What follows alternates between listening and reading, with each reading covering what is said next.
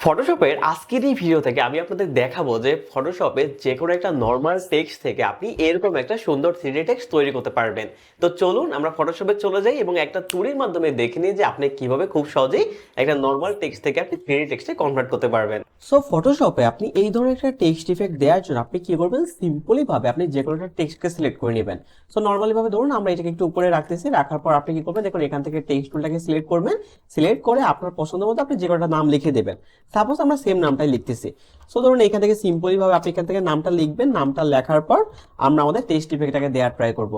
তো দেখুন আমরা নামটা লিখলাম, নামটা লেখার পর আপনি কিন্তু কি করতে পারেন, আপনি আপনার পছন্দ মতো আপনি কিন্তু এখান থেকে কালার সিলেক্ট করতে পারেন, অথবা আপনি কি করতে পারেন, আপনার কিন্তু ফন্টকে আপনি চেঞ্জ করতে পারেন। সো এইটা আপনি আপনার মতো করে নেবেন, কোনো ধরনের কোনো প্রবলেম নেই। সো নর্মালি ভাবে দেখুন আমরা এখান থেকে জাস্ট এই ল্যাটো ফন্টটাকে রেখেছি এবং ল্যাটো ফন্টটাকে রাখার পর জাস্ট আমরা এখান থেকে এটাকে ব্ল্যাক করে দিয়েছি, মানে সর্বোচ্চ একেবারে যতটা বোল্ড করা যাবে ততটা করে দিয়েছি। সো করার পর এবার আপনি দেখুন কি করবেন, এই ইফেক্টটাকে দেওয়ার জন্য আপনি কি করবেন, সিম্পলি ভাবে এই লেয়ারটার উপর মাউসের রাইট ক্লিক করে আপনি এখান থেকে সরাসরি ব্লেন্ডিং অপশনে চলে যাবেন। সো ব্লেন্ডিং অপশনে আসার পর আমি আপনাদের এইখান থেকে যে কাজগুলো দেখাবো সেটা আপনারা অবশ্যই চাইলে খাতায় নোট করে রাখতে পারেন, তাহলে দেখবেন আপনাদের এই ধরনের কাজ করতে পরবর্তীতে আর অসুবিধা হবে না। সো আপনি চাইলে কিন্তু এই কাজটা করতেই পারেন। তো দেখুন এই ইফেক্টটাকে দেওয়ার জন্য আপনি কি করবেন, সিম্পলি ভাবে এই টেক্সটটাকে সিলেক্ট থাকা অবস্থায় আপনি কি করবেন, প্রথমে আপনি এখান থেকে জাস্ট একটা ড্রপ শ্যাডো আপনি ইউজ করবেন। সো নরমালি ভাবে দেখুন আমরা এখান থেকে ড্রপ শ্যাডো ইউজ করলাম এবং ড্রপ শ্যাডোর কালারটা আপনি আপনার পছন্দ মতো দিয়ে দেবেন।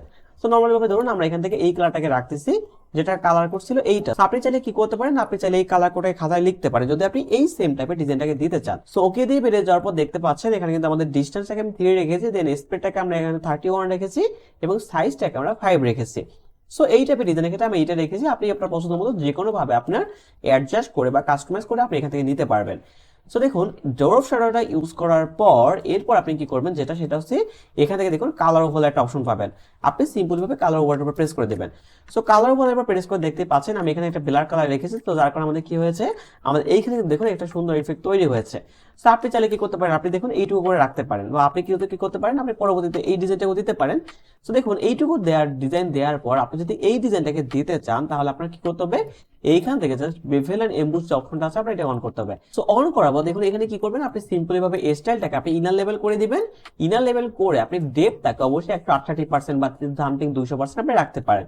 দেন এখান থেকে সাইজটাকে আপনি 9 রেখে দেবেন এবং এখান থেকে আপনি কি করবেন, দেখুন এই কালারটাকে সিলেক্ট করবেন, যেটা কালার কোড হচ্ছে এইটা। দেন আপনি কি করতে পারেন, এই ডিজাইনের ক্ষেত্রে আপনি এখান থেকে এই কালারটাকে সিলেক্ট করতে পারেন, যেটা কালার কোড হচ্ছে এইটা। তো আপনি এগুলো করতে পারেন। সো করার পর আপনি দেখতেই পাচ্ছেন আমাদের কিন্তু সেম টাইপের একটা ডিজাইন তৈরি হয়েছে। বা আপনি চাইলে এই ইফেক্টটাকে আরেকটু কাস্টমাইজ করার জন্য আপনি কিন্তু কি করতে পারেন, আপনি এখান থেকে স্টকটা অন করতে পারেন। সো স্টকটা অন করে আপনি যে কোনো ধরনের কালার যদি এখানে পরিবর্তন করতে চান তাহলে দেখবেন আপনি খুব সহজে যে কোনো কালার পরিবর্তন করতে পারবেন, তাহলে দেখবেন আপনার ডিজাইনটা সুন্দর হবে। সো এছাড়াও দেখুন আপনি এই ধরনের টেক্সট ইফেক্ট বাদে আপনি যদি বেভেল এন্ড এমবুস থেকে আপনি যদি এখান থেকে জাস্ট আউটার লেভেলটাকে সিলেক্ট করেন তাহলে দেখুন আমাদের এক ধরনের টেক্সট ইফেক্ট তৈরি হবে। সো এরকম করে কিন্তু দেখবেন অনেক ধরনের টেক্সট ইফেক্ট কিন্তু খুব সহজেই এইখান থেকে কিন্তু অনায়াসে আপনি তৈরি করতে পারবেন। তো এখানে দেখতে পাচ্ছেন আমাদের দুই ধরনের টেক্সট ইফেক্ট তৈরি হয়েছে। সো আশা করছি কিভাবে খুব সহজে জাস্ট এই ধরনের সুন্দর টেক্সট ইফেক্ট গুলো আপনি অনায়াসে তৈরি করতে পারবেন সেই বিষয়টা আপনারা প্রপারলি বুঝতে পেরেছেন।